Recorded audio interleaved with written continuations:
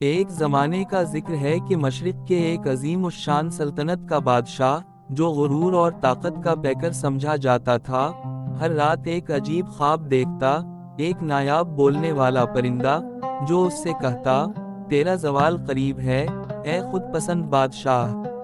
بادشاہ کی نیندیں اڑ گئیں، اس نے اعلان کیا کہ جو کوئی اس پرندے کو ڈھونڈ کر لائے گا، اسے آدھی سلطنت انعام میں دی جائے گی۔ 3 بہادر نوجوان، ایک فقیر کا بیٹا، ایک سپاہی، اور ایک عالم کا بیٹا، اس مہم پر روانہ ہوئے۔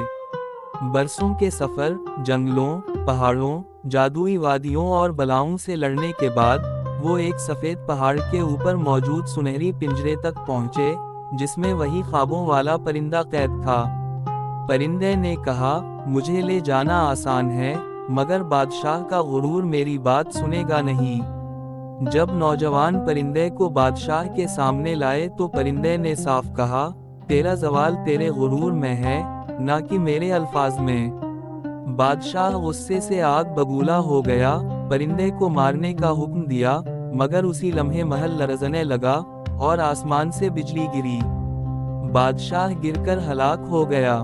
نوجوانوں نے پرندے کی رہنمائی میں ایک نیا عادل حکمران چنا، اور سلطنت عدل و انصاف کی علامت بن گئی۔